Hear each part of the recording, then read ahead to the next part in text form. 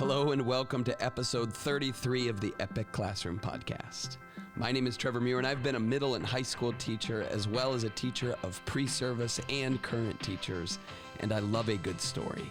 And I love to explore ways to help students live out great stories and for their educators to thrive in their own. And that's what we talk about on this podcast. Whatever you teach or however you serve in schools, how can you lead a more impactful, dynamic, meaningful, and epic classroom?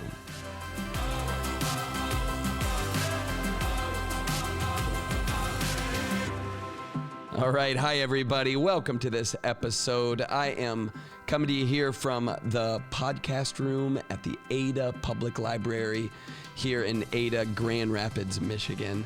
And it is the very beginning of spring break.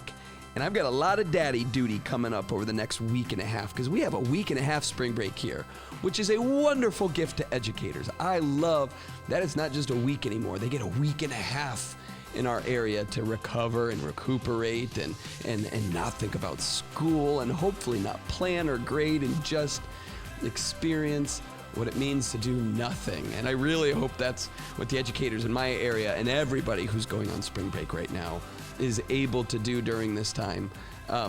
But it also means that I've got my kids at home for the next week and a half. And their mommy is going to be at work for most of spring break. So it's just me and them just taking on the world this next week and a half. And yesterday we went on the most epic hike to get it going. Because even though it's still cold and a little dreary here in Michigan in the spring, you can still get out and have fun. And so we did that. And then today I'm recording this little podcast. But right before this, we recorded our own podcast. It's called the Kid Wonder Podcast. And me and my kids just sit in this podcast room at our public library. And they get to talk about a certain subject. And it is the most fun thing in the world. And it's mostly just for their grandparents and family to be able to listen to.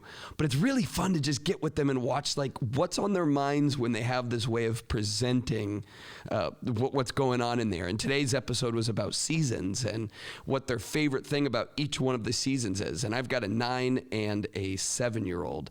And so it's really interesting to kind of see how they unpack that type of thing and what brings them alive, but then watch them create something out of it. And so yesterday, after we got back from our big hike, they kind of created a big outline of what they wanted to talk about today. And then we just did it. And it was so much fun. And you know, part of me is a little sad that I'm not getting away from spring break. Lots of my friends and lots of teachers in our area, they're like, okay, we're going south. It's too dreary and cold here in Michigan, but we're not going anywhere this year. We're going to be hanging tight. And it's already off to a good start. And I'm just reminded how good simple things can be when you embrace them and take advantage of all that is actually around you, like going on hikes with your kids and soaking it up, or spending a morning in a podcast room listening to them present and talk and share and learn to articulate and do it into a microphone and be silly. And I don't know, I'm just feeling full right now as we start spring break. Check in with me in 1 week and see how I'm doing. Well, it might be a little different, but right now at the very beginning of it, it is all good.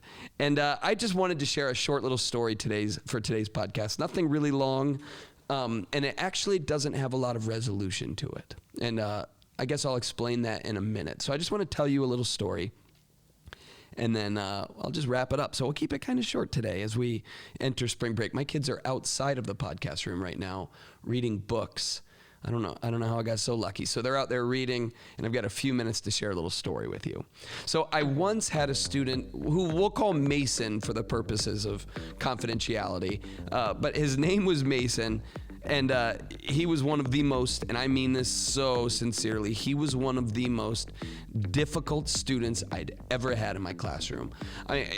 Off the walls hardly even describes it. He was honestly out of control all the time. I mean, he just would wake up in the morning and dream of ways to get on my nerves. And it was so difficult. And if I'm being honest with you, I usually do pretty well with like young men. I usually build a strong rapport, and I build a relationship, and I have, can be goofy with them, but then also stern, and whatever it is, it usually results and getting a pretty good response, from high school students who are boys. Like it's been kind of a good thing, and not always. Good Lord, not always. Lots and lots of holes in that example. But like, honestly, I usually have a pretty good job of building rapport and eventually, not always at first, but gradually building respect from students. And then eventually they kind of join the program and they're not too hard to manage in the classroom. And this is what you learn to do throughout the years in the classroom. You get better and better at managing and getting students to understand your systems and helping them understand that you're there for their best interest. And usually, at least in my experience, not always, obviously there's many, many outliers, but in my experience, usually students kind of get with the program and we're able to do some really cool things in the classroom because classroom management isn't my number one priority anymore because it doesn't have to be, but not with this kid, Mason. Oh my gosh, he was so difficult. He had zero fear of consequences. Like there was nothing he could be threatened with, whether it was detention or suspension. Nothing made this kid even flinch. And so like, I would try positive ways of connecting with him and it hardly worked. And I would threaten and it wouldn't work. And I would send him out of the room and it wouldn't work. And I would try to call home to his parents and try to get some insight or input or anything. And never, not once did anybody at home answer the phone. It would always just go to voicemail, which probably gave me some clues about his home life. Never had any encounters with his parents. And this kid was so difficult. He would just blurt out in the middle of class. And often it was like those 4-letter words. He would throw school supplies. He would mess with kids. And he wasn't like, there wasn't a lot of malice in his heart, it didn't seem. Like it was never like he was just trying to be mean. He just didn't do anything. He didn't do work, but he also he just made very little effort to improve his behavior. And as his teacher, I tried everything under the sun to connect with this kid. I remember I used to give up my lunch hours, and I used to have this strong rule that, I will give it all to students, but when it's lunchtime, I'm closing the blinds on my classroom and I'm sitting back at my desk and I'm gonna enjoy my lunch and maybe I'll browse some social media or watch a video on YouTube. This is where I just need a little me time in the middle of the day to recharge a little bit before I get back into it. And so I've always had this rule, nope, students cannot come in my room during lunch. But this kid, Mason, I was just like, maybe this kid just needs some extra relationship building. So I'll invite him to have lunch with me and we can have some talks. I can learn about his life and I can share a little bit of my own, and hopefully that will break down some of those walls. And then when we're in class and I say, hey, Mason, can you help me out, please? Maybe he'll respond. Yeah, he would love to meet me for lunch. And we would laugh and I would share about my life and he would give me a little bit of insight, but I'm telling you, it didn't improve his behavior at all when we were back in the classroom. It didn't work. I would invite him to come before school and I'd work with him extra hard on assignments. I would do everything I could and nothing worked. I remember one time there was Spirit Week. I think it was like homecoming week, and kids were allowed to wear pajamas to school or something like that. And I remember Mason told me a couple days before, he's like, Mr. Muir, I'm going to wear my Baja sweatshirt. I don't know if you know what a Baja sweatshirt is, but it's kind of like made out of hemp, and it's not the type of sweatshirt I generally wear, and I certainly don't wear it to school. But he's like, I've got 2 of them. Do you want to wear one and we can be matching on pajama day? And I'm like, you know what? If that makes you feel a little bit more loved and included, and that's my primary goal, is to make you feel that, but then hopefully that maybe that'll carry over into your engagement in my class and your behavior and how that all goes. Yeah, you know what? I'll wear the Baja hemp sweatshirt. And so I put on the hemp sweatshirt and I wore it to school, and I probably looked ridiculous all day, and I couldn't care because I was just so set on connecting with this student and helping him turn a corner. Because the truth is, it wasn't all just about, I'm going to be honest, part of it, it was so hard to teach his class with the disruptions that he was causing. So part of it was for my sanity. Part of it was for my students' learning experience. This is so disruptive for the other kids in the room, and it's really hard for them to focus on, especially on complex, difficult material when this kid is constantly getting in the way of that. So it was for me, it was for my other students, but it was also for Mason. I just desperately wanted to see him turn a corner and start doing better in school. And so, yeah, I'd do anything. I would do anything to get him on board. And so, I did these things, and yet again, none of it seemed to work. And I'm asking questions to myself, what is wrong with this kid? Or like, what is wrong that none of these techniques and ideas and pieces of wisdom that I've learned from other teachers and I'm employing in my own classroom that almost always work with other students? And again, I'm not saying it's ever been perfect, and I'm not saying there hasn't been outliers along the way, but like I'm telling you, these techniques and these stuff that I go and talk about now to other teachers, and I'll give keynotes on, or I'll do workshops on, because I know they work. There's data that shows that relationships work with students. There's data that shows that the more you build rapport with students, it leads to higher social development and higher behavioral development and higher engagement. I mean, and I've done it so many times and it's worked, and yet none of it is working with Mason. What is wrong with this kid? What is wrong with his parents? Why aren't you doing something about this? Why aren't you answering your phone? Why are you not calling me when this kid gets a detention, or at those times that he got suspensions from school? Why are we not hearing from you? What's wrong with the kid? What's wrong with the parents? And then I'm starting to ask, what's wrong with me as his teacher, who's just trying everything under the sun and it's not working? Am I inadequate? Are there parts of my teaching practice that need severe overhauls? What's wrong with me? So I'm asking these big questions. And then in March of that year, so we're plowing our way through spring, I've seen menial improvement with Mason, but nothing huge.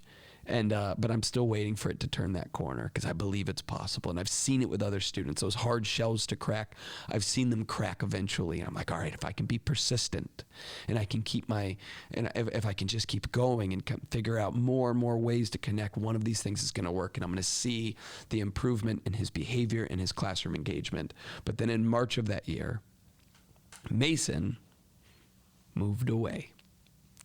He just moved. We got like 2 days of warning. He said, "Hey, Mr. Muir, I'm moving." I said, "Really? Where? Like across town?" He's like, "No, to the other side of the state, back to my hometown." I was like, "Oh, okay. When's that going to happen?" He's like, "Oh, I'm not sure." And then 2 days later, Mason didn't show up to school. Found out he moved. And I haven't seen nor heard from that kid ever since. I have no idea, absolutely no clue whether any of my efforts that difficult school year had paid off with Mason. I don't know if he learned how to engage in a classroom. I don't know if he learned a little bit of discipline. I don't know if he developed some more respect for people who are giving that same respect to him. I don't know if he passed high school since then. I don't even know if he remembers that English teacher who put on that Baja sweatshirt for Spirit Lake Week. I have no idea if any of it paid off for him, because I can tell you right now, it certainly didn't pay off that school year. I saw no marked improvement from him. And so that is the end of that story. And I'm tempted right now, because this is what I always want to do, because I'm an optimist, because I've got hope. I want to believe that nothing is in vain. And so I want to slap a silver lining on the story. I want to say, all right, that's part one. Now, here's a positive way of looking at this. Here's a way of looking at the story with a growth mindset. Or here's a way of just, being able to live and know that at some point Mason figured it out. That light bulb finally turned on. Listen, I could go on and on about that. And I usually do. And I do it for a reason, because I do believe those things. I do believe there's hope that comes after stories like this, and sometimes it takes a while to find out what that hope is. And even right now, I'm tempted. I'm starting to slide in to the hopeful messaging on the end of this, but I'm not going to do that on this podcast episode. Instead, I'm just going to leave it with the simple fact that sometimes teaching is really hard, right? Sometimes teaching is difficult. It's challenging. It's excruciating. It's mind-numbingly frustrating. And I just want to leave it at that, because I think sometimes it's just important to name the difficulties of this work. And listen, it's not always that difficult. And like I said, I don't think, I didn't say this yet, but I'll say it now. I don't think you can make it very long as a teacher if you're not spotting any type of success from your work. If it's all just a bunch of stories like this one, like Mason's, eventually you'll be like, okay, this is all in vain. But no, we've got these things that kind of keep us afloat, and you see that like there's evidence of our work. But then sometimes it's just really hard. Sometimes you do everything you can and it doesn't pay off before your eyes, and you never find out what the result of your labor is, if there was purpose behind your toil. And it's just hard. Sometimes it breaks you down. Sometimes it wears you out. Sometimes you don't want to keep going in this work because you're like, I don't know what the point is. And so I want to empathize with you for a moment. If you're an educator, for any amount of time, you've probably experienced a story similar to this. Maybe not exactly like mine and Mason's, but I'm guessing if you're a teacher or a parapro or an administrator or a counselor or a media center specialist or a principal or an assistant principal or a dean, if you work in schools, you've had experiences where you've put everything you've got into serving and helping students succeed, and you just never saw that success. And it breaks your heart and it wears you out and it makes this job harder than it already is. And I just want to recognize that you are doing hard work. And I'm not going to slap a silver lining on it this time. I just want to sit with that. But I also do want to say thank you for doing that hard work. Because the reality is somebody has to pour their expertise and wisdom and energy into the generations of kids that come after us, right? And we have to do it knowing that it's actually not in vain, that our efforts always have some effect. And the hard part is that we don't always get to see what it is. But I believe it's true because I can tell you right now, when I was a kid growing up, I was sometimes like Mason. Sometimes I was that kid that was just not easy to be in class with. I was a little bit of a class clown. I had a lot of insecurities and pain and heartbreak from different points of childhood, and that would express in my behavior. I heard this great quote last weekend at a conference I was speaking at. The speaker said that behavior is communication. All behavior is communication. It's our way of communicating what we're feeling. And I'm guessing, and I don't know the answer, and I never will. I'm sure there was a lot of stuff going on in Mason's life. I bet there was a lot of it. And the way he was communicating what it was like was through his behavior, and it wasn't good behavior, and it was really hard to deal with as a teacher, and it made my job difficult. And so if we just give up on kids like that, though, we're ignoring the fact that they're communicating something to us. And again, that makes it hard, and that's part of this work, but I'm glad you do it. Because if we didn't, I think we'd be lost. I can't fathom a society, a world without educators who are investing themselves into students. And so the teachers who had me growing up during those periods where I may have been a little bit like Mason, I apologize for that. But your efforts were not in vain.